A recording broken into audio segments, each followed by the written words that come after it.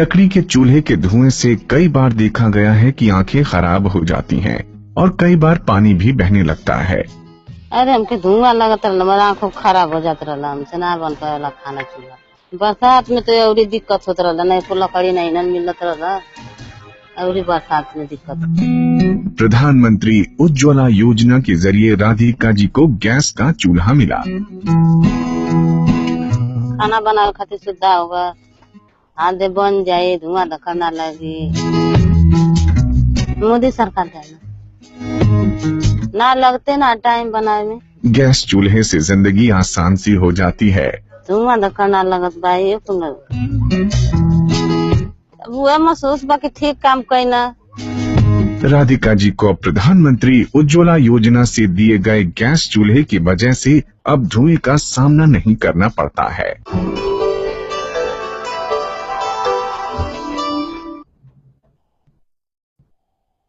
Morning everyone, welcome to this continuing series of Transforming India Talks. Today we are very honored to be joined by Shri Dharmendra Pradhan, Union Minister for Petroleum and Natural Gas. मंत्री जी स्वागत है आपका इस talk. धन्यवाद। हमने ये भी शुरू में देखा एक वीडियो कि कैसे एक बेनिफिशियरी हैं राधिका सिंह जी, जिनको उज्ज्वला योजना से उनकी जिंदगी बदली गई है, और वो खुद अपनी ही भाषा में, अपनी ही बोलचाल की स्टाइल में बता रही थी कैसे उनके जीवन में परिवर्तन आया है। ये बड़ा ही इंटरेस्टिंग परिवर्तन है आपने जो अपने मंत्रालय में किया है। पहले इस मंत्रालय का एक इमेज होता था शायद कि कॉर्पोरेट्स के लिए ही मंत्रालय है, आपने देखा अभी इस वीडियो में कि ये मंत्रालय की इमेज क्या बन गई है। ये क्या किया आपने पिछले 2 साल में, कैसे ये ट्रांसफॉर्मेशन आया, कुछ बताना चाहेंगे? देखिए, धारणा अपने आप में नहीं बनती है, कुछ वास्तविकता के आधार पे बनती है, कुछ प्रायोरिटी के आधार पे बनती है। 2 साल पहले जब प्रधानमंत्री जी पहली बार संसद में आए, जब उनको हम लोगों ने नेता चुना, पहले ही भाषण में उन्होंने कहा था, इस सरकार को एक मूल मंत्र दिया था कि हमारी सरकार गरीबों के लिए समर्पित रहेगी। ये हमारी सरकार प्रशासन चलाने की ये एक बजवाड़ हम लोगों के सामने रही, एक प्राइमरी स्ट्रैटेजी कहिए, थीम कहिए रही।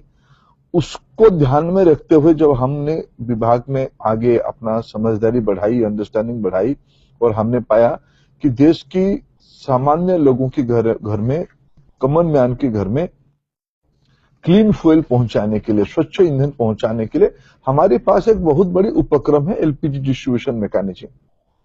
अभी देश में 60-61% तक घरों में एलपीजी पहुंची है, बाकी बहुत बड़े हिस्से में एलपीजी नहीं पहुंची है। ये बात सही है, कुछों की क्रय शक्ति आज भी एक चुनौती है, लेकिन एक बहुत बड़ा तबका है जिनके घर में एलपीजी पहुंचनी चाहिए, कुछ दिक्कतों के कारण नहीं पहुंच पा रही है। इसी को हम लोगों ने प्रायोरिटी दिया, और जब प्रधानमंत्री जी स्वयं उसमें आगे समीक्षा किया, उन्होंने ये कल्पना दी 2-3 जो प्राइमरी चीज हम लोगों ने एलपीजी के ऊपर कर पाया। पहले तो हमने जो एलपीजी कंज्यूमर थे उनको जो सब्सिडी मिलती थी उसको हमने डायरेक्ट बेनिफिट ट्रांसफर में जोड़ा, डीबीटी में जोड़ा। आज दुनिया के सबसे बड़ा डीबीटी मैकेनिज्म भारत चला रहा है। उसमें से हमने लगभग 3 करोड़ 34 लाख जो जिनको नहीं मिलनी चाहिए, ऐसे लोगों को जो घोस्ट कंज्यूमर थे, उनको हमने बाहर निकाला। पिछले सिर्फ 1-1.5-2 साल में, पिछले आज की तारीख में हम गिने तो पिछले जनवरी 1, 2015 से शुरू करके आज तक हमने 1.5 साल इतना हुआ। उसको प्रारंभिक 6 महीने में हमने इसको फाइंड आउट किया। उसमें से लगभग 2 आर्थिक साल की अगर मैं आंकड़ा जोड़ूं, 14-15 और 15-16, इन दोनों की अगर मैं कितनी सब्सिडी, अगर ये ना करता तो कितनी सब्सिडी हमको खर्चा करना पड़ता, ये लगभग 22,000 करोड़ की सब्सिडी होती है। इसको हमने बचाया सिर्फ एक सिंपल कार्यक्रम, सिंपल एक टेक्नोलॉजी के माध्यम से, जो डिजिटल इंडिया की प्रधानमंत्री की कल्पना है, ये सामान्य लोगों के हितों में हमने इतना 22,000 करोड़ रुपए हमने बचाया। दूसरी ओर सब्सिडी क्या सब लोगों को मिलनी चाहिए या जरूरतमंदों को मिलनी चाहिए, ये एक वितर्क, ये एक डिबेट शुरू हुई, और प्रधानमंत्री जी ने एक अनोखा प्रयोग किया। साल भर पहले उन्होंने देशवासियों को निवेदन किया कि जो लोग अपने जेब से अपने रसोई चला सकते हैं वो कृपया सब्सिडी ना ले, किसी गरीब के लिए छोड़ दे। 1 करोड़ से ज्यादा सज्जनों ने, नागरिकों ने एलपीजी सब्सिडी छोड़ दी। आज हम एक नई योजना लेके आए हैं, प्रधानमंत्री उज्ज्वला योजना के नाम पे। हमने एक सर्वे किया कि दिक्कत क्या होती है गरीबों के अंदर एलपीजी पहुंचने में। एक प्रमुख दिक्कत, कई कारण है लेकिन उसमें एक प्रमुख दिक्कत ये है कि इसकी जो अपफ्रंट खर्चा होती है, एक नया कनेक्शन लगाने में, यानी सिलेंडर, उसकी बाकी उपक्रम, एक चूल्हा लगाने में, इस सारे की जो खर्चा लगभग 4-1 हजार रुपया है, उसको इकट्ठा एक गरीब की बस की बात नहीं होती उसको इन्वेस्ट करना। इसलिए इसमें सरकार ने योजना बनाई, उसमें से 1600 करोड़ रुपया की वित्तीय प्रबंधन भारत सरकार किया, कुछ राज्यों में राज्य सरकार ने पार्टनरशिप किया। तीसरी विकल्प हमने रखा है कि कोई अगर किस्त में लेना चाहता है उसमें से बाकी हिस्से को वो किस्त में भी ले सकता है। ऐसे एक प्रकार से हमने गरीबों की हैंडहोल्ड किया। प्रधानमंत्री उज्ज्वला योजना की हमने पिछले 1 तारीख को माननीय प्रधानमंत्री जी के कर कमल में उसको लोकार्पण किया और आज तेजी से ये एलपीजी सामान्य लोगों के घर में पहुंचे, गरीबों के घर में पहुंचे। 5 लाख महिला हर एक साल अपनी प्राण त्याग करते हैं घरेलू प्रदूषण के कारण, धुएं के कारण। ये WHO की समीक्षा है। 1 घंटे की घरेलू प्रदूषण, 1 घंटे की घरेलू धुआं यानी 400 सिगरेट पीने के बराबर है। ये जो दिक्कत, ये जो विचित्र, ये जो भयानक स्थिति है, उससे लोगों को मुक्ति दिलाना सरकार की प्राथमिकता है। और मैं बहुत संतुष्टि के साथ कह रहा हूं, बड़ा आत्मविश्वास के साथ कह रहा हूं, अगर पिछले दिनों में एलपीजी आंदोलन में वो डीबीटी हो, पहल जिसको हमने कहा, गिव इट अप हो, या आज प्रधानमंत्री उज्ज्वला योजना हो, इसमें भारत के सामान्य लोगों की बड़ा विश्वास है, लोग साथ दे रहे हैं। आज एक तेजी से स्वच्छ ईंधन की ओर, विशेष करके महिलाओं को एम्पावर करने के लिए ये जो कनेक्शन हम लगा रहे हैं, महिलाओं के नाम पे लगा रहे हैं। आजादी के बाद सीधा भारत सरकार महिलाओं को एक हिताधिकारी करके चयन करना और उसको एम्पावर करना, ये शायद पहला कार्यक्रम होगा। इस पे भारी जनसमर्थन मिल रहा है, लोग जुड़ रहे हैं। जैसे आपने देखा, कोई सामान्य बहन ने अपने घर में गैस आने के बाद क्या संतुष्टि उसके चेहरे पे देखा, क्या झलक है। ये बहुत ही पुण्य की काम सरकार कर रही है और उसमें से तेजी से लोग जुड़ रहे हैं। इसमें आपने टारगेट लिया है कि लगभग 5 करोड़ फैमिलीज में ये एलपीजी कनेक्शन देंगे आप उज्ज्वला योजना के तहत। इसका कोई स्टेट वाइज डिमार्केशन भी कुछ डेटा है कि किस स्टेट में कितना जाने की उम्मीद है, जैसे उड़ीसा में कितना, बंगाल में, उत्तर प्रदेश में? देखिए, हमने एक समीक्षा प्रारंभिक दिनों में किया कि भारत में जितने लोगों के घर में एलपीजी है, भारत में अमूमन अगर 2011 की जनगणना को हम आधार मानते हैं और उसमें से जो थोड़ा ग्रोथ हुई होगी 2016 तक, लगभग हमारी एक मोटा मोटी आकलन है, भारत में 27 करोड़ घर है। उसमें से अभी हमारे सक्रिय एक्टिव कंज्यूमर, जब हम लोग जिम्मेवारी में आए 2014 में, ये संख्या 13 करोड़ थी। पिछले 2 साल में हम लोगों ने लगभग एडिशनल 3 करोड़ 70 लाख नए कनेक्शन जुड़वाए। उसमें गरीब लोग भी हैं, बीपीएल वाले भी हैं, एपीएल वाले भी हैं। एपीएल वालों को भी गैस मिलना बड़ा दिक्कत होती थी। अभी हमने जो रणनीति अपनाई है, सरकार की सहयोग से, सरकार की मदद से, सरकार की सहायता से, वित्तीय प्रबंधन के कारण हमने 5 करोड़ नए बीपीएल महिलाओं के नाम पे एलपीजी कनेक्शन ये 2016-17, 17-18, 18-19 में लगाना है। उसमें हमने उसके अलावा एपीएल वालों को भी लगभग उतना ही मात्रा में लगने वाला है। इसलिए ये जो आंकड़ा 13 करोड़ था, ये आगे चल के पहुंच के लगभग 24-25 करोड़ तक पहुंच जाएगी। उसमें से जो ये जो 5 करोड़ आपने उल्लेख किया, जिसमें सरकार की 8,000 करोड़ की निवेश होगा इसी साल, जिसमें 2,000 करोड़ की सहायता वित्तीय प्रबंधन मिली है, वित्तीय व्यवस्था विभाग से मिली है, और 1.5 करोड़ टारगेट है। इसको हमने प्रायोरिटी स्टेट निकाला है। अच्छा, आगे चल के हमने प्रायोरिटी डिस्ट्रिक्ट निकालेंगे। अच्छा, जो राष्ट्रीय औसत के नीचे है उसको पहला हक है। स्वाभाविक पूर्वी उत्तर प्रदेश, बिहार, झारखंड, पश्चिम बंगाल, आसाम, उड़ीसा, छत्तीसगढ़, मध्य प्रदेश, ये सारे इलाका, गुजरात, ये सारा इलाका प्रायोरिटी की कैटेगरी में आ रहे हैं। सिर्फ राज्य नहीं, हम आगे चल के अगर महाराष्ट्र की गढ़चिरौली जिले में राष्ट्रीय औसत के नीचे है, अगर आंध्र की पहाड़ी इलाका में, आदिवासी इलाका में राष्ट्रीय औसत के नीचे है, तो उसको भी प्रायोरिटी दिया जाएगा। प्रायोरिटी की इतना ही सिंपल डेफिनेशन है, जो राष्ट्रीय औसत के नीचे है उसको प्राथमिकता दी जाएगी। इसलिए हम जिला तक ऐसे मैपिंग हम करने वाले हैं। क्लीन फ्यूल की बात हो रही है, तो हमारे साथ एक दर्शक जुड़ी हुई हैं, बड़ा ही इंटरेस्ट था इस टॉक में आज आपके मंत्री जी। तो एक अमी मिश्रा हमारे साथ जुड़ी हुई हैं, वो अपना सवाल पूछना चाहती हैं इस बारे में। अमी जी, अपना सवाल पूछें मंत्री जी से। जी नमस्ते सर। क्लाइमेट चेंज एक बज़वर्ड बन गया है आजकल और अक्सर क्लाइमेट चेंज की चर्चा में महिलाओं पर फोकस नहीं किया जाता। क्या आप उज्ज्वला योजना के दीर्घकालीन प्रभाव के बारे में थोड़ा बता सकते हैं, विशेष रूप से पर्यावरण और महिलाओं के लाभ के लिए? मैं बहुत आभार प्रकट करता हूं जी, आपने एक मौलिक प्रश्न, एक वैश्विक प्रश्न आपने पूछा है और एक महिला होने के नाते आपके मन में ये प्रश्न आना स्वाभाविक है। यही माननीय प्रधानमंत्री जी की विशेषता है कि बड़ी बड़ी बातों को सामान्य लोगों की, सामान्य मानव की, सामान्य नागरिक की जिंदगी में कैसे फर्क लाया जा सकता है, कैसे उसको सहभागी बनाया जा सकता है, उसको उन्होंने योजना बनाई। जैसे मैंने कहा कि 5 लाख महिला हर एक साल भारत में उनकी जीवन चली जाती है, उनको मृत्यु स्वीकार करना पड़ता है घरेलू प्रदूषण के कारण, धुएं के कारण, घरेलू धुएं के कारण। अनगिनत बच्चों की प्रभाव उनकी आती है। कई सारे बुजुर्ग लोग जो घर में, छोटे घर में रहते, उनके स्वास्थ्य पे प्रभाव आती है। ये जो हमने स्वच्छ ईंधन एलपीजी के माध्यम से गरीबों के घर में पहुंचाने के लिए योजना बनाई है, उसकी 3 मूल फायदे हैं। एक तो ये जो गरीब तबके की महिलाएं हैं, बच्चे हैं, बुजुर्ग हैं, उनके स्वास्थ्य पे काफी फर्क आने वाला है। मैंने कहा कि 1 घंटे की घरेलू धुआं यानी 400 सिगरेट पीने के बराबर। हमको पता नहीं चलता है कि हमको क्या हो रहा है, लेकिन हम उसमें उलझ जाते हैं, उसमें हम फंसे रहते हैं। ये एक बड़ा कदम होगी कि उनकी स्वास्थ्य में बड़ा फर्क होगी, उनके स्वास्थ्य की जो खर्चा है उसमें फर्क होगी।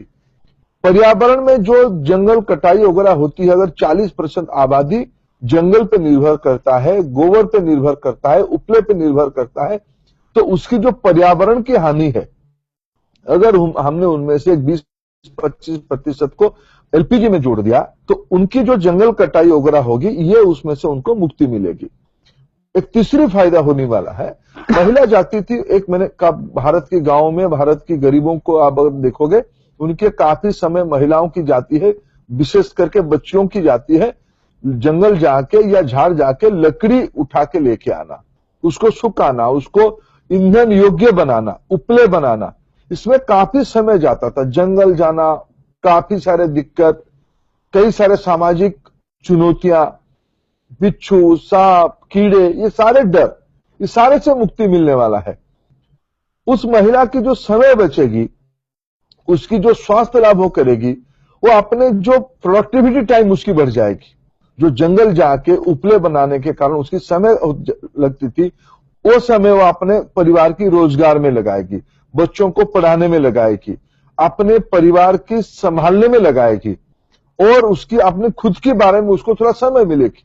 एक ह्यूमन डेवलपमेंट इंडेक्स में उसकी काफी पॉजिटिव इंपैक्ट आएगी, पर्यावरण बचेगी, उसकी स्वास्थ्य पे उन्नति होगी, उसकी कामकाज, उसकी अर्थनीति में सुधार होगी।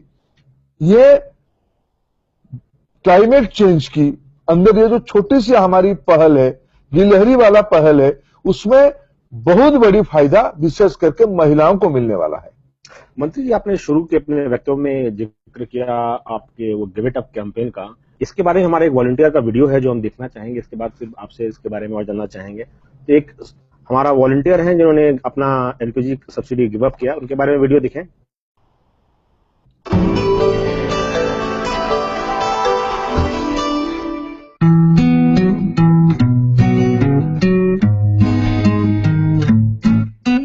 गरीबों को भी अमीरों जैसी सुविधाओं का लाभ हो, बस इसी सोच के साथ गिव इट अप कैंपेन की शुरुआत हुई और लोगों के सहयोग से हम आगे बढ़ते चले गए।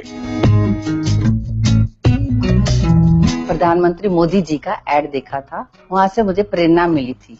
एलपीजी सब्सिडीज छोड़ने का इरादा मैंने 6 महीने पहले किया था। तो आइए मिलते हैं मुंबई की साक्षी खन्ना से, जिन्होंने गिव इट अप कैंपेन के चलते एलपीजी सब्सिडी का त्याग किया।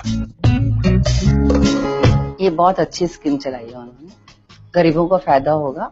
उन्होंने काम पे जाना होता है तो जल्दी काम पे जा सकते हैं। जो औरतें काम करती है, खेतों पे जाती हैं, खाना बना के लेके जाती है, सुबह सुबह ले जाती हैं खाना, गैस पे जल्दी खाना बन जाता है। स्टोव के लिए घासलेट चाहिए, ये सब चाहिए, तो उनको फायदा ही है ना इस चीज के लिए। गरीबों को भी गैस चूल्हे का लाभ मिले, यही सोच रखते हुए साक्षी जी ने अपनी एलपीजी स्कीम का त्याग किया। जो सब्सिडी मैंने छोड़ी एलपीजी की, वो गरीबों का ज्यादा फायदा होगा उसको।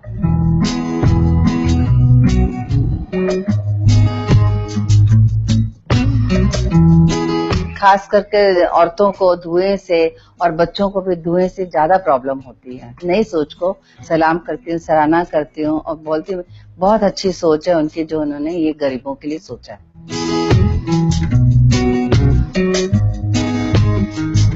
बाकी लोगों को भी ये सब्सिडी छोड़नी चाहिए। साक्षी जी बाकी लोगों को भी ये सब्सिडी छोड़ने की प्रेरणा देती हैं।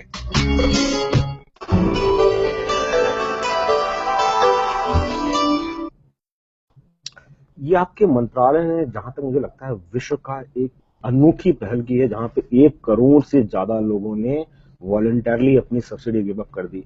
मुझे नहीं ध्यान आता पूरे विश्व में ऐसा कहीं और कोई प्रोग्राम हुआ हो जहां पे लोग फाइनेंशियल मदद की सरकार को छोड़ रहे हैं वॉलंटरली। ये कैसे किया आपने, कैसे लोगों को इतना प्रोत्साहित किया, इसके बारे में थोड़ा सा बताएं हमको, हमारे दर्शकों को। ठीक है, इसकी सीधा सीधा अगर मैं श्रेय किसी को देना चाहूंगा तो माननीय प्रधानमंत्री जी की जो भरोसा भारत के नागरिकों के ऊपर है। वो जो कहते हैं कि 125 करोड़ देशवासियों को अगर हम साथ में लेके चलेंगे तभी देश की विकास हो पाएगा, ये जो उनके एक अटूट विश्वास है, सबके साथ सबकी विकास की मंत्र पे उनकी जो अटूट विश्वास है, उनकी ये जो रणनीति है, यही उसके एक प्रमुख कारण है कि आज 1 करोड़ से ज्यादा लोग 1 साल के अंदर अपनी स्वेच्छा से, जब समाज में किसी को छोड़ना अच्छा नहीं लगता, ऐसा एक धारणा थी, ऐसा हम लोग मानते थे, मैं भी मानता था, लेकिन उस धारणा को, इस मीत को प्रधानमंत्री जी की इस आत्मविश्वास ने तोड़ा है।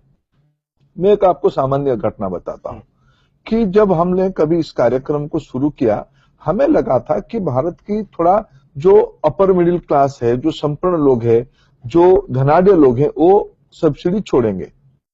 मैं बेंगलुरु में साल भर पहले इस प्रकार के गिव इट अप की कैंपेनिंग में शामिल होने के लिए गया था।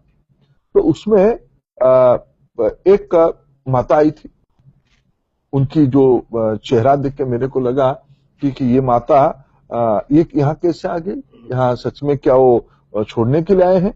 मैंने उनको पूछा कि आप क्या करते हो। उन्होंने मेरे को अपना गिव इट अप की फॉर्म दिया। मैंने उनको पूछा कि आप क्या करते हो। उन्होंने कहा कि मैं रिटायर्ड स्कूल टीचर हूं। मैंने कहा कि आपने छोड़ने के लिए कैसे मन बनाया। उन्होंने कहा कि मेरे को भरोसा है प्रधानमंत्री जी जो कह रहे हैं वो करने वाले हैं। प्रधानमंत्री जी ने ये कहा था कि मैं ये जो आप छोड़ोगे, मैं उसको तिजोरी में नहीं रखूंगा, मैं उसको बचाऊंगा नहीं, मैं किसी गरीब के घर में उसको पहुंचाऊंगा। और आज हम टेक्नोलॉजी के माध्यम में प्रमाण भी दे देते हैं। अगर आप मिश्रा जी छोड़ रहे हो तो आपको पता चल जाएगा वेबसाइट में जाके कि आपकी छोड़ा हुआ गैस कनेक्शन की सब्सिडी किस गरीब के घर में लगा। ट्रांसपेरेंट है ये सबसे बड़ा काम है। जब वो कहते हैं कि भाई ये टेक्नोलॉजी आज सामान्य लोगों के अंदर शासन चलाने में, गवर्नेंस देने में एक नया मॉडल खड़ा किया है, ये उसके एक प्रमाण है। आजाद भारत के बाद, शास्त्री जी के बाद, इतनी बड़ी, शास्त्री जी ने कभी 60 दशक में कहा था कि देश की खाद्य सुरक्षा के लिए एक बार की अन्न लोगों ने छोड़ देनी चाहिए। लोगों ने छोड़ा था। और मैं कहता, आपने सही कहा, दुनिया के अंदर अब जब बड़े बड़े अर्थशास्त्री ये तर्क देते हैं कि सब्सिडी को काटना ही प्रूडेंट इकोनॉमी है, फॉरवर्ड लुकिंग इकोनॉमी है, उस मीत को प्रधानमंत्री जी ने तोड़ा, उलट दिया लोग अपने आप। प्रधानमंत्री जी ने उसको तोड़ा और विभाग ने उसको मेहनत से क्रियान्वयन किया। हमारे ऑयल मार्केटिंग कंपनी के लोगों ने उसको मेहनत करके, यंग ऑफिसर ने उसको नीचे लिया, प्रधानमंत्री जी को उस फिलोसफी को। जनता पे भरोसा करो, जनता को ट्रांसपेरेंटली विश्वास दिलवाओ कि आपकी मदद को हम फेंकने ही देंगे, आपको हम सम्मान करेंगे, जनता आपकी साथ देगी। ये एक बहुत बड़ा प्रमाण है इस प्रजातंत्र में। इसके ऊपर उदाहरण है गिव इट अप में 1 करोड़ लोगों की जोड़ना। ये जो 1 करोड़ लोग हैं, ये सामान्य लोग हैं, इन्होंने किसी पब्लिसिटी के लिए नहीं, इनका कहीं नाम नहीं छपता है, कहीं फोटो नहीं छपती, लेकिन दे दिया, अपना सब्सिडी गिव अप कर दिया। कोई आप सोच रहे हैं इनको कुछ चिट्ठी उट्ठी भेजना, इनका अप्रिशिएशन लेटर देना, इनके इस कार्य का सराहना करना? हमने माननीय प्रधानमंत्री जी को निवेदन किया था कि आप इन लोगों को, उन्होंने तो कई बार खुले मन पे, अंतर्राष्ट्रीय मंच पे भी जाके ये सारे सम्मानीय नागरिकों को आभार प्रकट किया कि अगर आप ना होते तो शायद ये बहुत बड़ी सकारात्मक मिसाल नहीं होती। लेकिन हमने अनुरोध किया था और प्रधानमंत्री जी ने खुद ही इच्छा जताई कि सारे जो महानुभावों को हम अभी पत्र लिख के उनको आभार प्रकट करने वाले हैं। प्रधानमंत्री जी स्वयं आभार प्रकट करने वाले हैं कि जिन लोगों ने, ये बहुत छोटी घटना नहीं है, ये आजाद भारत में भारत को आगे ले जाने के लिए सामान्य लोगों की जो प्रतिबद्धता है, ये उसकी एक बहुत बड़ा प्रमाण है, ये बहुत बड़ी कदम है। इसीलिए हमने प्रधानमंत्री जी को निवेदन किया था, प्रधानमंत्री जी ने खुद भी इच्छा जताई, उनको एक प्रधानमंत्री जी की संदेशा जाने वाला है और एक का पत्र भी जाने वाला है आभार प्रकट करते हुए इस कार्यक्रम में सहयोग के लिए। इस टॉक के लिए आज बड़ा ही इंटरेस्ट रहा है। ऑनलाइन मीडिया, सोशल मीडिया पे, माईगॉव पे सवाल आए हैं, ट्विटर पे आए हैं, फेसबुक पे आए हैं। तो कुछ सवाल हम थोड़ा ऑनलाइन दर्शकों से भी ले लें। ये सवाल माईगॉव पे आया है, आशुतोष कुमार जी ने पूछा है कि ये कहते हैं कि जब भी हम लोकेशन चेंज करते हैं तो गैस ट्रांसफर में थोड़ी वो दिक्कतें आती हैं और अलग अलग बार जाके दोबारा रजिस्ट्रेशन कराना पड़ता है। क्या टेक्नोलॉजी के माध्यम से और किसी इंटरवेंशन से क्या इस इशू को भी सॉल्व किया जा सकता है? आपको कोई प्लान है? ये आशुतोष जी की प्रश्न बहुत सही है। हमारे भी 2 साल के अनुभव में ये आया है कि मार्केटिंग कंपनी कई सिंप्लीफिकेशन किया है, लेकिन और भी सिंप्लीफिकेशन करने की आवश्यकता है। मैं जो सारे सुझाव उनके आए हैं मैं उसको स्वीकार करता हूं और उसमें से ऐसे जो ट्रांसफर में जाते हैं अधिकारी या कोई सर्विस करने के लिए अपने स्थान बदलता है उसको या व्यवसाय बदलता है, उसको जब नई जगह पे वो जाएंगे उनको दिक्कत ना हो, इसकी हम लोग चिंता करेंगे और उनको खर्चीला ना होना पड़े, उनको बार बार ये सारे उपकरण खरीदना ना पड़े, उसकी भी हम लोग उनकी सुझाव को मैं स्वीकार करता हूं और उसमें हम ऐसे कार्रवाई भी करेंगे। मंत्री जी, ये एक सेक्टर था जहां पे आप लोगों को वो पहुंचा रहे हैं, एलपीजी पहुंचा रहे हैं, गिव इट अप कैंपेन से इंस्पायर कर रहे हैं। आपके मंत्रालय का एक और सेक्टर है जहां पे एक्सप्लोरेशन की बात होती है, जहां से फ्रेश ऑयल्स का ब्लॉक दिया जा रहा है, गैस के एक्सप्लोरेशन की बात हो रही है। अभी अभी आपके मंत्रालय ने कुछ दिनों पहले ही एक नई हाइड्रोकार्बन एक्सप्लोरेशन पॉलिसी लाई है। इस पॉलिसी के बारे में कुछ बताना चाहेंगे कि इसमें क्या नया है और इससे क्या निवेश आने की संभावना है, नौकरियां लगने की संभावना है?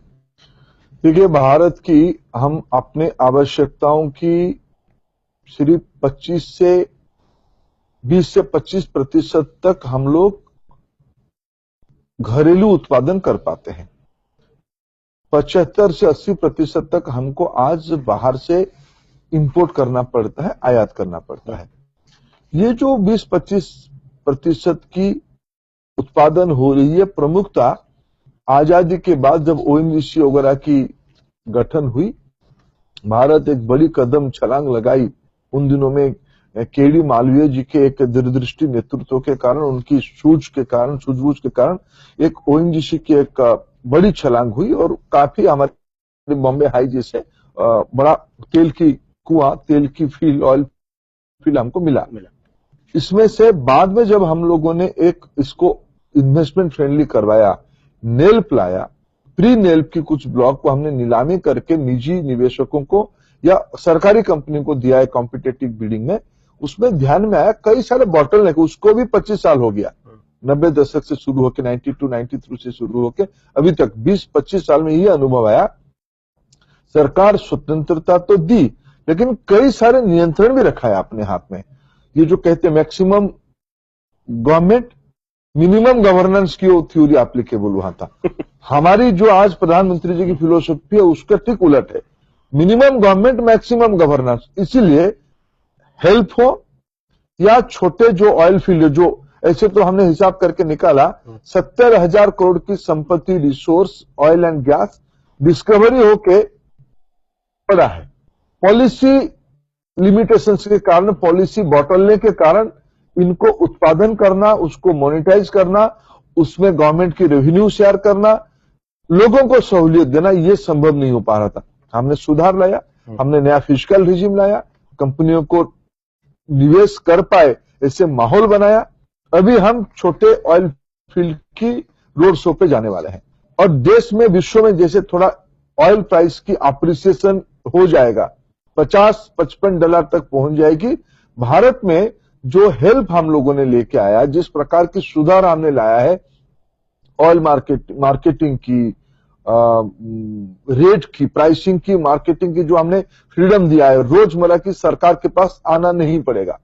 कंपनी जो निवेश करेगी वो अपना चलाएगी। सरकार एक ही विषय पे कंसर्न रहेगी, सरकार को कितनी ज्यादा लाभांश मिलेगा, रेवेन्यू कितनी ज्यादा मिलेगी, सरकार कितनी, दूसरी प्रायोरिटी उत्पादन कितनी आपने ज्यादा बढ़ाना है। बाकी भारत सरकार की बाकी जो स्टैट्यूटरी कायदे कानून उसको मानना पड़ेगा आपको। इसलिए आने वाले दिनों में भारत में हमने कई सारे उत्पादन बढ़ाने के लिए, छोटे फील्ड हो, हेल्प हो, एग्जिस्टिंग जो नेल्प मॉडल है उसमें से 3-4 राउंड की सुधार हमने किया। जो डिफिकल्ट इलाका की ऑयल फील्ड है, गैस फील्ड है, उसके लिए एक अलग प्राइस, नॉमिनेटेड फील्ड और जो एग्जिस्टिंग ऑयल फील्ड उनके लिए एक अलग प्राइस। ये सारे बहुत सारे ट्रांसपेरेंट पॉलिसी लाने के कारण, पारदर्शी नीति के कारण हमें पूरा विश्वास है आने वाले 3-4 साल में मैं तो विजुअलाइज कर पा रहा हूं $25 बिलियन की, यानी लगभग 1 लाख करोड़ की निवेश उत्पादन बढ़ाने में होगी। और हमने प्रायोरिटी दिया है कि मेक इन इंडिया को उसके साथ जोड़ना।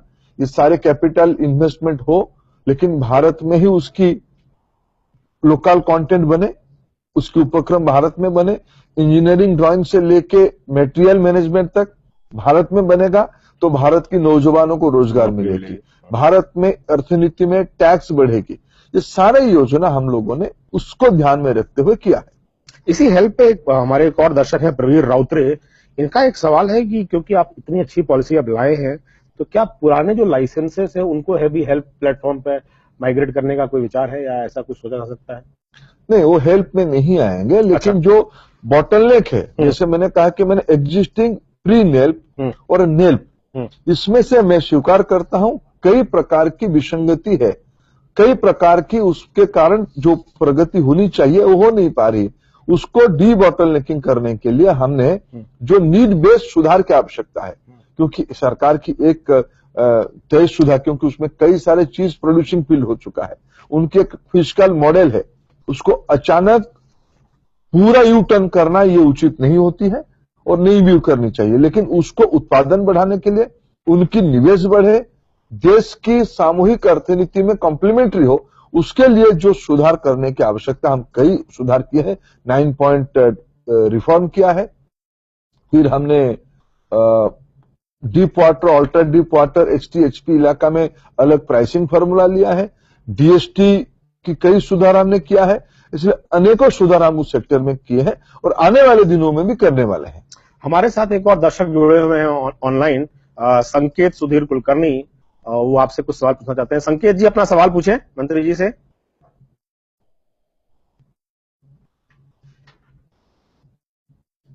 संकेत जी, हेलो संकेत जी, आप सुन पा रहे हैं हमें?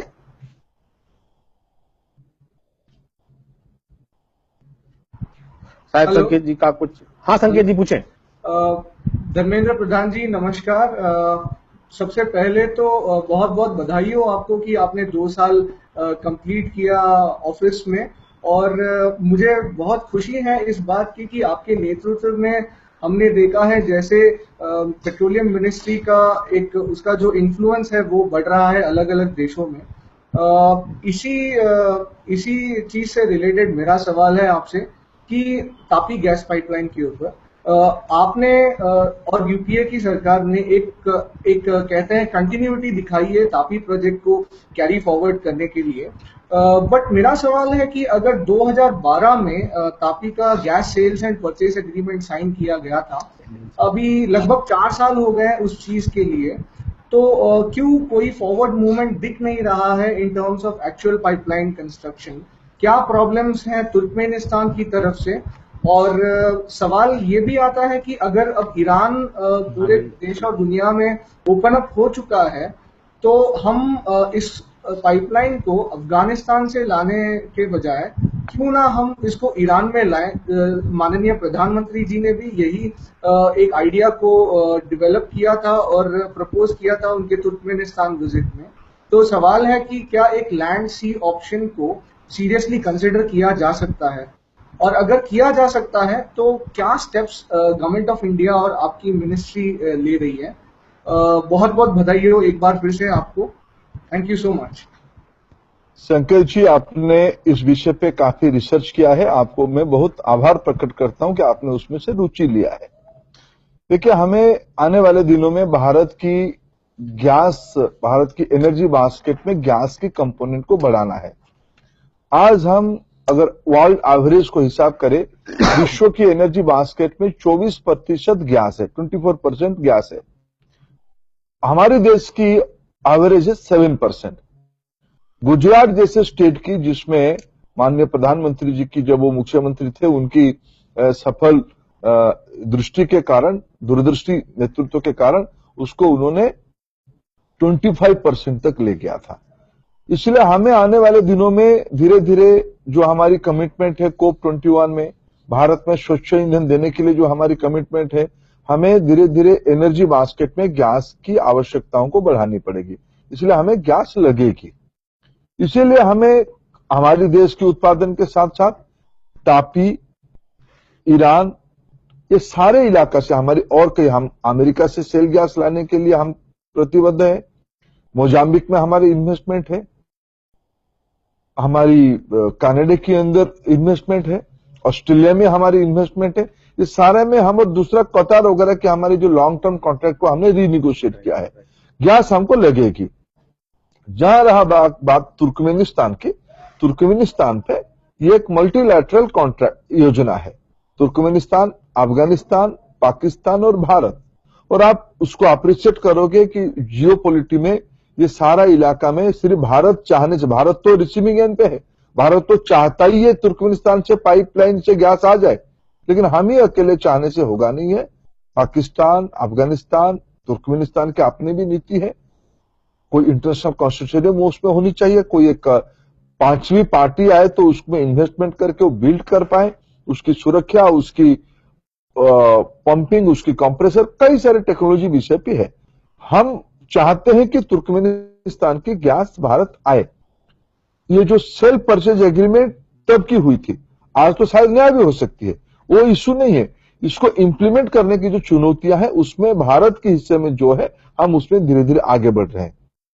अभी माननीय प्रधानमंत्री जी ईरान दौरा करके आए। महीना भर पहले देश की विदेश मंत्री भी वहां गई थी, और मैं भी वहां उसकी हफ्ता भर पहले गया था। प्रधानमंत्री जी की सामने सारे विषय चर्चा हुई है। प्रधानमंत्री जी, आपने सही कहा, तुर्कमेनिस्तान गए थे। तुर्कमेनिस्तान से ये रूट के अलावा कैसे हम गैस ले आ पाए। ईरान में हमारे साथ एक बहुत बड़ा चुक्ति होने वाला है, फरजान 20 शायद हमको मिल जाए।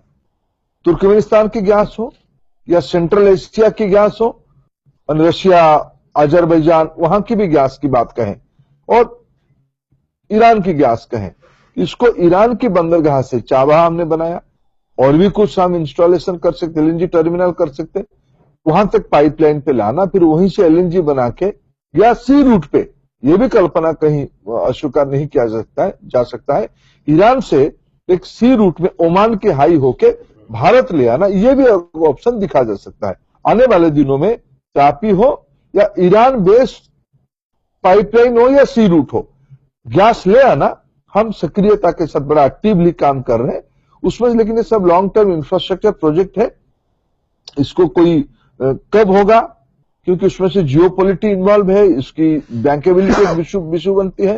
लेकिन मैं बहुत उत्साही हूं, भारत की मार्केट को दिखते हुए, भारत की डिसाइसिव नेतृत्व को दिखते हुए लोग उसमें से रुचि ले रहे हैं, और हम उसमें एक निर्णायक स्थिति तक जल्दी पहुंचना चाहिए। सर, ये आपने इंटरनेशनल लॉजिस्टिक्स का क्वेश्चन लिया कि कैसे भारत में गैस आए बाहर की जगहों से। एक डोमेस्टिक लॉजिस्टिक्स पे एक सवाल है नागेंद्र के राव जी का फेसबुक से, कि फिनिश प्रोडक्ट का बहुत क्रिस क्रॉस होता है, कहीं और बनता है, कहीं और जाता है। क्या इसमें कोई योजना आप सोच रहे हैं ताकि ये एफिशिएंसी की इंप्रूव किया जा सके, ये क्रिस क्रॉस को अगर कम किया जा सके? देखिए, हमारी देश की प्रोडक्ट की लॉजिस्टिक रेशनलाइजेशन के लिए हम काफी काम मिनिस्ट्री कर रही है। ये बहुत सही प्रश्न है, क्योंकि हमें दिखना पड़ेगा कि भाई प्रोडक्ट की अवेलेबिलिटी कहां है। कंपनी को कई जगह पे हम कह रहे हैं कि एक कॉमन फैसिलिटी की ओर बढ़े, जिसमें से खर्चा उनकी ऑपरेशनल कॉस्ट में काफी सेविंग्स हो सकता है। ट्रांसपोर्टेशन की जो 4 प्रकार की माध्यम है, रोड है, रेल है, पाइपलाइन है, शिपिंग है। रोड सबसे महंगा है, लेकिन आज सबसे बड़ा क्वांटम रोड से ही हो रहा है। उसके लिए पाइपलाइन की जो इन्वेस्टमेंट की आवश्यकता है, शिपिंग रूट जो बनाने के लिए आवश्यकता है, मैंने पोर्ट टू पोर्ट तो हो जाएगा, लेकिन इनलैंड शिपिंग भी होनी चाहिए। अगर हम हल्दिया से लेके गंगा की अंदर हम पूरा नॉर्थ इंडिया तक बार्ज में प्रोडक्ट ले आए क्या, ये भी हम ऑप्शन आज देख रहे हैं। उसमें shipping ministry, railway ministry, road transport ministry, ये सारे मिलके हम लोग प्लान बना रहे हैं। कॉमन इंफ्रास्ट्रक्चर बढ़े, जो हम अपना मिनिस्ट्री की कैपिटल एक्सपेंडिचर की प्रायोरिटी, विशेष करके मार्केटिंग कंपनियों की प्रायोरिटी, इस प्रकार की सेक्टर में इन्वेस्टमेंट बढ़े, इसकी योजना हम बनाई है। और कुछ सालों के अंदर इसकी जो ऑपरेशनल कॉस्ट, उसकी जो डिलीवरी कॉस्ट को हम घटा पाए, रोड की ट्रांसपोर्टेशन को धीरे धीरे हम घटाएं, ये एक प्रमुख स्ट्रैटेजी हम लोगों के सामने है। इतने सवाल आ रहे हैं ट्विटर पे और ये लाजमी होगा कि हम कुछ सवाल लें, इतना इंटरेस्ट है इस टॉक के लिए। संजीव शुक्ला जी ट्विटर से एक सवाल पूछ रहे हैं कि आदरणीय मंत्री जी, मेरा अनुरोध है कि रसोई गैस की कालाबाजारी जो होती है उसको डिस्ट्रीब्यूटर, क्या इसको रोकने का कोई इंतजाम है? वो कहते हैं कि डिस्ट्रीब्यूटर बढ़ाएं तो कालाबाजारी थोड़ी कम होगी, ये उनका सुझाव है। और भी कुछ सुझाव आप जो आपके मंत्रालय सोच रहा हो इसको, इस इशू को टैकल करने के लिए। संजीव जी, मैं आपको इस प्रश्न के लिए धन्यवाद देता हूं। और आज एक शुभ दिन है। आज ही के दिन हम सरकार की ओर से नए वितरण प्रक्रिया को आज लाने वाले हैं। नया डिस्ट्रीब्यूशन पॉलिसी आज ही हम लाने वाले हैं, जिसमें हम लोगों की योजना है आने वाले साल भर के अंदर इसकी, और उसको इम्प्लीमेंट करते करते और एक साल लग जाएगी। हम नए 10,000 वितरक, एलपीजी वितरक बनाने वाले हैं। शहरी इलाका, अर्बन, रूरल अर्बन मिला के जो इलाका है, रूरल इलाका और दुर्गम इलाका, नदी, पहाड़, समुंदर, जंगल और कई प्रकार के नेचुरल बैरियर के कारण जो दूरांत इलाका है, वहां भी एलपीजी वितरक खोले। कई राज्यों में सरकारों के साथ मिलकर खोले, राज्य सरकारों के साथ मिलकर खोले, और व्यवसायिक दृष्टि से वो वायबल भी हो, लेकिन वो ज्यादा मात्रा में खुल पाए। इसलिए हम नया 10,000 वितरक खोलने की योजना हमने बनाई है, जिसके कारण 10,000, और जिसके कारण वितरण प्रक्रिया में बड़ा कन्वीनियंस हो जाएगा, बड़ा सहूलियत हो जाएगी। एक और सवाल है, ये इंडियन सिटीजन का सवाल है। ये माइग्रेंट लेबरर्स के बारे में पूछ रहे हैं, दिल्ली एनसीआर एरिया के खासकर उसके बारे में, कि ब्लैक में खरीदना पड़ता है एलपीजी माइग्रेंट लेबरर्स को, उनके साथ ये समस्या रहती है। और ये समस्या दिल्ली एनसीआर के बारे में पूछिए, बट बाकी और मेट्रोस में भी होती होगी ये समस्या, बॉम्बे में, कलकत्ता में, जहां पे लोग माइग्रेंट लेबर जाके काम करते हैं। इसको टैकल करने के लिए कुछ आपने सोचा है? ये केवल माइग्रेंट लेबर नहीं, विद्यार्थी भी उसमें आता है। दो प्रकार के लोगों के लिए, स्टूडेंट एंड माइग्रेंट लेबर। और सिर्फ मेट्रो की विषय नहीं है, ये जितने सारे ग्रोथ इलाका है, ग्रोथ सेंटर है, जहां छोटे मोटे उद्योग कामकाज होते हैं, उसमें ये समस्या है। एलपीजी कनेक्शन लगाने के लिए 2 ही शर्त होती है एलपीजी कंट्रोल ऑर्डर में, ये हमारी अपेक्षा होती है। उनकी वहां एक स्थायी पता होनी चाहिए, जो विद्यार्थी का, स्टूडेंट का या कामकाजी लोगों की, माइग्रेंट लेबर की नहीं होती है। वो बेचारा जबरन जा रहा है, बाध्य होके जा रहा है बिचौलियों के पास। और सही कह रहा है, ये तो ज्यादा भी कहीं कहीं जगह पे हमको ध्यान में आती है। सरकार आज की जो कमर्शियल और डोमेस्टिक 2 प्रकार की एलपीजी है, उनमें से थोड़ा टैक्स के कारण थोड़ा रेट में भी फर्क है। वित्त विभाग ने इसकी प्रारंभिक स्वीकृति दिया है। भारत सरकार दोनों की टैक्स को बराबर करने वाला है। राज्यों से भी अपेक्षा रखेगा, एलपीजी एक क्लीन फ्यूल होने के नाते उसको उस राज्य में जो डोमेस्टिक कंज्यूमर के लिए है, कई राज्यों ने तो डोमेस्टिक कंज्यूमर के लिए टैक्स 0 कर दिया है, कुछ जगह पे 5% रखा है डिक्लेयर गुड के नाते। हम अपेक्षा रखेंगे राज्य सरकार भी उसको डिक्लेयर गुड की स्टेटस की तरजीह पे एक मिनिमम टैक्स 0 कर देनी चाहिए, नहीं तो मिनिमम टैक्स रखे, जो कई राज्यों ने रखा है। इसके कारण जो रेट की एक अवेलेबिलिटी और एक टैक्स, उसके कारण रेट में फर्क और उसकी एक्सपेंशन, ये तीनों वर्टिकल्स में हम already we are on job. और मैं मानता हूं इसी फाइनेंशियल ईयर में विशेष करके कुछ जिले में, कुछ शहरों में, जैसे दिल्ली जैसे शहर में खुद ही जल्दी हम एक किराना दुकान में जैसे एलपीजी मिलेगा, उसकी कमर्शियल रेट की जो एलपीजी है वो मिलेगा, उसकी योजना हमारी मार्केटिंग प्लान अंतिम तैयारी की अंतिम स्थिति में पहुंची है। हम जल्दी हम उसको मार्केट में ले आएंगे और उसकी बॉटल की साइज भी छोटी रहेगी। और अभी तो 5 किलो है, आगे चल के हमारी मन में कल्पना है, योजना हम बना रहे हैं कि 2-2.5 किलो वाला भी, 3 किलो वाला भी बॉटल आ जाए, तो ग्राहक की एक विद्यार्थी 150 रुपया क्यों खरीदे, 200 रुपया की खरीदे, उसमें शायद उसकी 2 महीने की काम हो जाए। जितना छोटे बॉटल हम करेंगे सुरक्षा वगैरह को ध्यान में रखते हुए, उसकी इतनी मार्केटेबिलिटी बढ़ेगी। ये जो 2-3 विसंगति है रेट के कारण, उसकी अवेलेबिलिटी के कारण, उसकी भी रास्ता हम लोग निकाल रहे हैं। आपने विद्यार्थियों की बात की, तो एक विद्यार्थी यानी कि सक्सेना जी, उन्होंने एक बड़ा अच्छा इंटरेस्टिंग सवाल पूछा है। शायद वो आपका जो विद्यार्थियों के बारे में इंटरेस्ट है, शायद उनको पता होगा। तो ये कह रहे हैं कि जो पीएसयूज हैं, जो पेट्रोलियम इंजीनियर्स को जॉब्स के लिए शायद वो कुछ कैंपस प्लेसमेंट्स में कहीं जाते हैं, कहीं नहीं जा पाते हैं। तो इसके बारे में, और पेट्रोलियम इंजीनियर्स की क्योंकि लिमिटेड जॉब अपॉर्चुनिटीज होती हैं पेट्रोलियम सेक्टर में ही खासकर, इसके बारे में आप कुछ सोच रहे हैं ताकि हमारे जो पेट्रोलियम इंजीनियर्स हैं, उस तरह के स्टूडेंट्स हो जिस फील्ड में आना चाहते हैं, उनकी नौकरियों के बारे में सोच हो सके, विचार हो सके? ठीक है, हम लोग आने के बाद हमने समीक्षा किया कि मैं तो विद्यार्थी मूवमेंट से आने के कारण थोड़ा बहुत विद्यार्थी अपेक्षा के बारे में मैं अवगत हूं।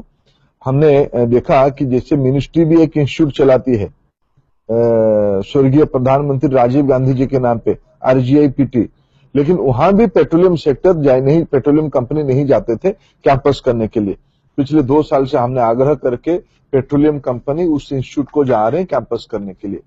IITs, NIT और जितने सारे प्रोमिनेंट इंजीनियरिंग इंस्टीट्यूशन है, प्रोमिनेंट कॉलेज है, मार्केटिंग में हमको नॉन इंजीनियर भी लगते हैं, HR के लोग लगते हैं, इसलिए कैंपस से क्रीम पेट्रोलियम सेक्टर में आए।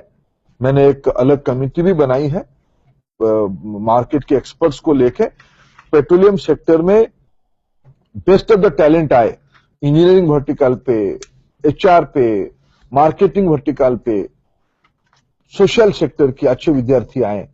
इसकी सारे योजना एक बड़ा तबका कैंपस से मिलती है। गेट भी है ही, मैनेजमेंट ट्रेनिंग वहां भी लेके आएंगे, लेकिन कैंपस में ही भी हम लेके आए कैंपस सिलेक्शन में। इसके हमने काम शुरू किया है और कमिंग एकेडमिक ईयर तक लगभग कैंपस में जो इंपोर्टेंट कैंपस है उसमें से हमारी रिक्रूटमेंट भी शुरू हो जाएगी। मंत्री, हमने शुरुआत की थी इस टॉक की कि कैसे आपने अपने मंत्रालय का इमेज जो है बदल दिया पिछले 2 साल में। पहले ये मंत्रालय शायद कॉर्पोरेट मंत्रालय माना जाता था, और अब जो ये मंत्रालय है वो गरीबों का मंत्रालय एक इमेज बनी हुई है। लेकिन इसके बावजूद भी ऐसे रिफॉर्म्स जो नहीं हो पाए थे आपके मंत्रालय में आने के पहले, वो आपके मंत्रालय ने किया है। जो इकोनॉमिक रिफॉर्म्स की बात करते हैं विश्लेषक, आपने पेट्रोलियम प्राइसेस को, डीजल को, पेट्रोल को डीरेगुलेट कर दिया। ये डीरेगुलेट हो गया, जो वर्षों से बात हो रही थी हो नहीं पाया। ये इसके बारे में बताएं कि कैसे आप कर पाए। इसके बारे में इसका विरोध भी हुआ होगा, इसके बारे में लोगों ने सोचा भी होगा क्या नहीं कर पाएंगे, लेकिन आपके मंत्रालय ने कर दिया। इसके बारे में कुछ बताएं हमें, इससे क्या फायदा होगा हमें? देखिए, 2-3 चीज उसमें, कुछ चीजों को ईमानदारी से मैं स्वीकार भी करना चाहूंगा। पेट्रोल की डीरेगुलेशन 2010 से हो गई थी। वास्तविक डीरेगुलेशन की हिम्मत तो देश के पूर्व प्रधानमंत्री अटल बिहारी वाजपेयी जी ने दिखाया था। 2001-2 के अंदर डीरेगुलेशन कर दिया गया था, लेकिन बाद में फिर जब अंतर्राष्ट्रीय बाजार में तेल की भाव खूब चढ़ गई, लगभग 140 तक चल गई, तब फिर यूपीए सरकार ने उसको फिर कंट्रोल रिजिम पे ले आया था। बाद में लेकिन 2010 से पेट्रोल को मार्केट के हवाले में कर दिया गया था। हमको सौभाग्य मिला, डीजल के ऊपर एक 50 पैसे के हर एक महीने में एक रिडक्शन होती थी, उसकी भी फायदा हमको मिला। और 2014 अक्टूबर आते आते हमने हिम्मत दिखाई डीजल को डीरेगुलेट कर देने के लिए, मार्केट के साथ जोड़ देने के लिए। ये मैं मानता हूं हमारी सरकार की एक बहुत बड़ी ऐतिहासिक कदम है और साहसिक कदम है। प्रधानमंत्री जी को कभी कभी हम सुनते हैं तो हमें भरोसा आता है कि जननेता वही होते हैं जो बीच बीच में लोगों की तात्कालिक हितों को थोड़ा संभलते हुए दीर्घकालीन हित के लिए, देश में निवेश तब हो पाएगा अगर ये बाजार आधारित व्यवस्था हो जाएगी। देश में उत्पादन बढ़ेगा, देश में निवेश आएगा, देश में रोजगार बढ़ेगी। इस बड़ी लक्ष्य को लेकर हमने हिम्मत दिखाई डीजल को डीरेगुलेट करने के लिए। हमारी इस पहल की एक बहुत बड़ी अंतर्राष्ट्रीय विश्वसनीयता बनी है। तेल की दाम घटना, कच्चे तेल की दाम घटना भी हमको इस कदम को लेने में बहुत बड़ी हिम्मत दी है। आज हम पिछले 2014 अक्टूबर से लेकर लगभग 1.5 साल से पेट्रोल डीजल दोनों वर्टिकल्स में हमने मार्केट रेगुलेशन ले आया है। कभी कभी बढ़ता है, कभी कभी घटता है। इस दोनों प्रक्रिया को धीरे धीरे सोसाइटी स्वीकार करने लगती है और इसके कारण मैं मानता हूं हमारे निवेश को बढ़ाने में बहुत बड़ी काउंटर गारंटी उसमें होगी। जो देसी कंपनियां था, ओएनजीसी ऑयल जैसे कंपनी, उनको भी जो बर्डन शेयरिंग होती थी बड़ा चुभता था। अभी जब मार्केट रेगुलेशन पे चलेगी, मार्केट की बाजार की सेंटीमेंट और भाव से चलेगी, तब ओएनजीसी जैसे कंपनी उसके सबसे बड़ा लाभार्थी हो जाएगा। इसलिए तो बहुत बड़ी अच्छी कदम हुई। और 2 प्रोडक्ट एलपीजी और केरोसिन, जैसे मैंने एलपीजी को कहा, एलपीजी में हमारी नीति बहुत स्पष्ट है। धीरे धीरे ये एलपीजी सब्सिडी गरीबों को ही मिलेगी, जरूरतमंदों को ही मिलेगी, आवश्यकता जिनको है उनको ही दिया जाएगा। देश के संपन्न लोग स्वेच्छा से अपने सब्सिडी छोड़ ही रहे हैं। लगभग 1 करोड़ प्रधानमंत्री जी की बातों को सम्मान करते हुए छोड़ा। जब हमने डीबीटी लाया तब 50 लाख लोगों ने छोड़ दिया। आज 1.5 करोड़ लोगों ने एलपीजी सब्सिडी नहीं ले रहे हैं। 10 लाख से अधिक आय वाले लोगों को हम एलपीजी सब्सिडी नहीं देने वाले हैं। धीरे धीरे क्या हम एक प्रकार के घर में रहने वाले लोग, जिनके घर में कार वगैरह है, भले ही उनकी इनकम 10 लाख ना हो, ऐसे लोगों को हम एलपीजी छुड़वाने के लिए कुछ ना कुछ पद्धति लेके आएंगे, लेकिन गरीब को एलपीजी की सब्सिडी मिलते रहे। ऐसे ही केरोसिन, राज्य सरकार जानते हैं, भारत सरकार जानती है, सारे समीक्षक जानते हैं, केरोसिन की लगभग 40% ग्रे मार्केट को चली जाती है। हम राज्य सरकारों से बातचीत किया, राज्य सरकार उसमें से कोऑपरेशन भी करना शुरू कर दिया है। हमको धीरे धीरे केरोसिन भी ऐसे ही एक प्रोडक्ट है, गरीबों को मिले, जहां एलपीजी नहीं पहुंची है, जहां बिजली नहीं पहुंची है, उन घरों में हम केरोसिन दें। लेकिन आप और मेरे नाम पे केरोसिन जाए, ये कोई वाजिब बात नहीं है। इसलिए उसको भी हम टारगेटेड धीरे धीरे करने वाले हैं।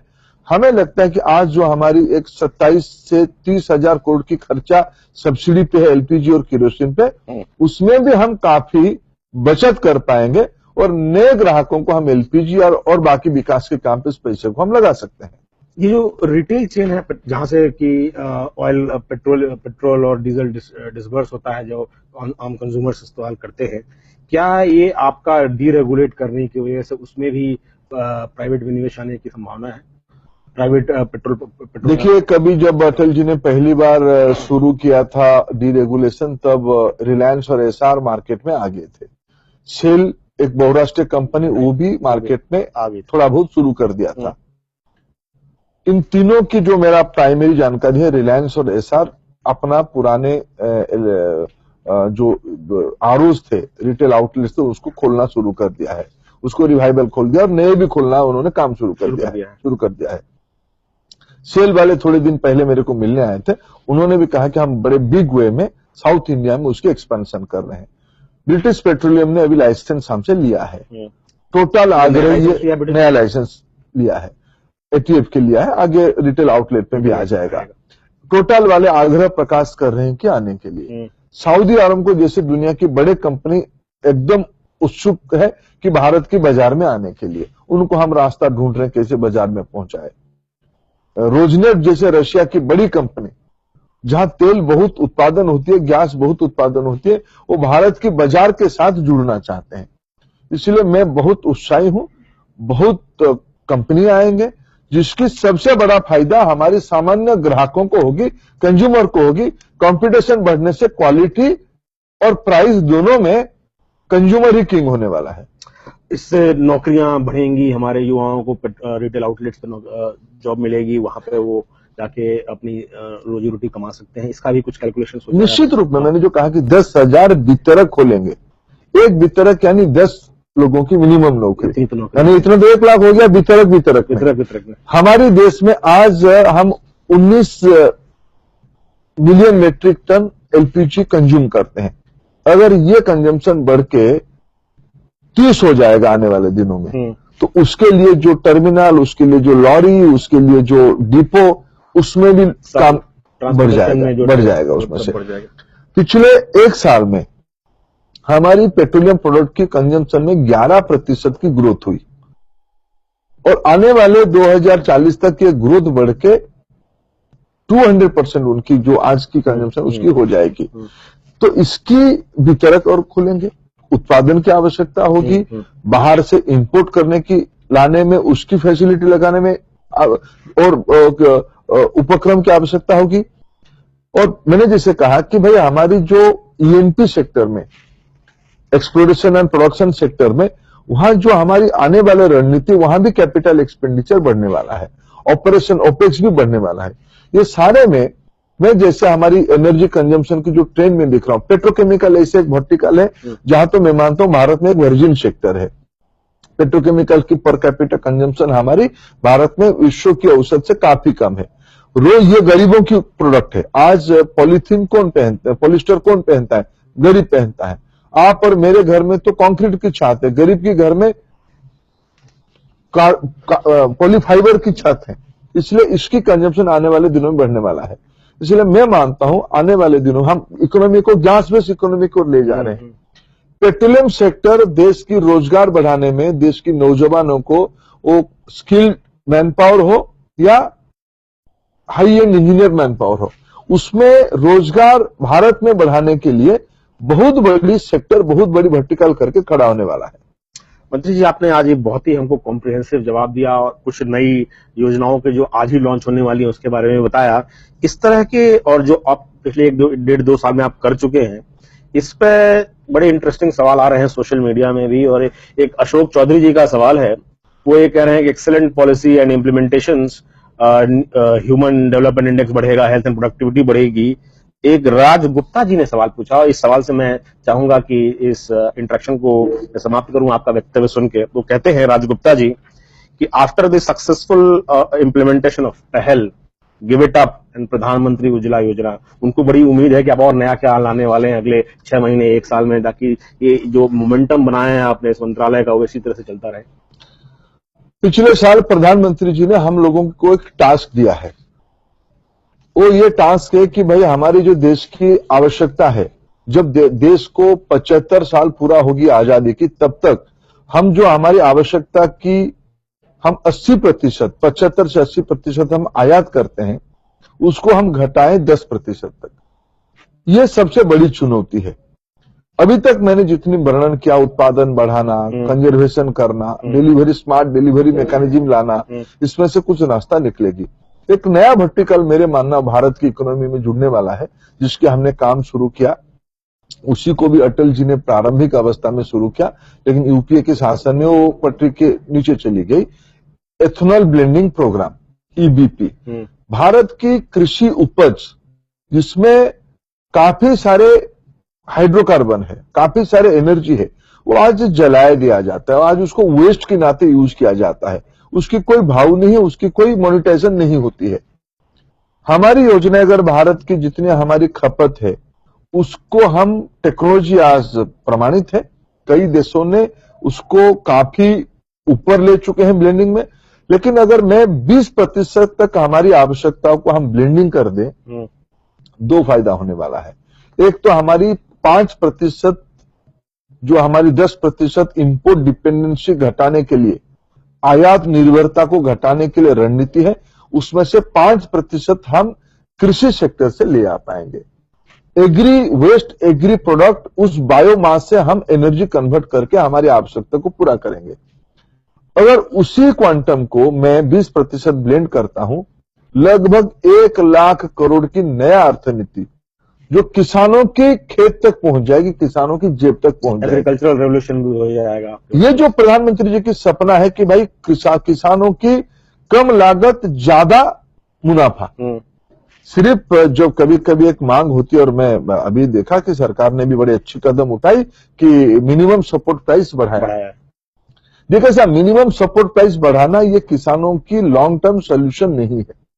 उसकी कम लागत हो, उसको उसी लागत के ऊपर उसको ज्यादा लाभ मिले। अगर उसकी उपज को हम मार्केट लिंक दे पाए, वेरियस डायमेंशन की मार्केट लिंक दे पाए, तब जाके उसकी उपज को सही मूल्य मिलेगा, उसके कचरे को भी सही मूल्य मिलेगा। आज हम जैसे मैंने मित्र का जो प्रश्न था कि आगे क्या करने वाले हो, मैं बहुत थ्रिल्ड हूं, मैं बहुत उत्साहित हूं। आने वाले 2-3 साल में अगर मैं एग्री बिजनेस को एग्री लिंक कर दूं हाइड्रोकार्बन सेक्टर में, जो ईबीपी में हमने सक्सेस स्टोरी हमको मिली, अगर हम बायोडीजल, बायोगैस, एथेनॉल ब्लेंडिंग और 2G एथेनॉल ब्लेंडिंग, ये सारे जो वर्टिकल्स में हमारी मल्टी डायमेंशनल काम हो रहा है, बहुआयामी पहल है, वो रंग लाएगी और 1 लाख किसानों की 1 लाख करोड़ रुपया की लाभांश अगर किसानों की जेब में चली जाएगी, उनका जो इनकम डबल करने की बात हो रही है अगले कुछ साल, ये एक बड़ी वर्टिकल जोड़ पाएंगे। और उसके बाद देश के अंदर मेरे फॉरेन एक्सचेंज, अगर मैं 1 लाख करोड़ की फॉरेन एक्सचेंज सेव कर लेता हूं, उसकी बहुत बड़ी डिविडेंड भारत की अर्थनीति को मिलने वाला है। इसलिए ये जो अभी कभी एक नई पहल प्रधानमंत्री जी के नेतृत्व में इस सेक्टर को किया गया है, मैं एक बात कहूं, एक राज खुलासा करूं, देश को पहला प्रधानमंत्री मिले, सबने अच्छा काम किया, पंडित नेहरू जी से लेके माननीय प्रधानमंत्री नरेंद्र मोदी जी, सबने अपना अपना दृष्टि दिया। लेकिन मैं मानता हूं शायद पहला प्रधानमंत्री होंगे जिनकी एक fast hand information oil and gas sector की है, गुजरात से होने के कारण। और मैं एक ही प्रमाण उनका देना चाहता हूं, गुजरात एक ही राज्य है देश के अंदर जिन्होंने इंटरनेशनल कंजम्पशन इंडेक्स को पार किया है। अगर गैस की एनर्जी बास्केट में गैस 24% है, गुजरात 25% है। इसलिए इस प्रधानमंत्री जी के नेतृत्व में इस सेक्टर की चौगुनी बढ़ोतरी होगी, हमें कोई उसमें संदेह नहीं है। ये गाड़ी पटरी पे दौड़ना शुरू कर दिया है। तो ये थे union minister for petroleum and natural gas Shri Dharmendra Pradhan ji. जैसे आपने सुना होगा इनसे शुरुआत में कि कैसे इस मंत्रालय को ये महिलाओं को उनके घर तक, उनके किचन तक ले गए, और अब अगले कुछ महीनों में और 1-8 साल में इनका प्लान है कि किसानों तक ले जाए। मंत्रालय का पूरा स्वरूप ही बदल दिया है मंत्री जी ने। Mister Mishra, thank you for joining us. हम अपने दर्शकों को धन्यवाद करते हैं and we will continue this series of transforming India talks. Thank you very much.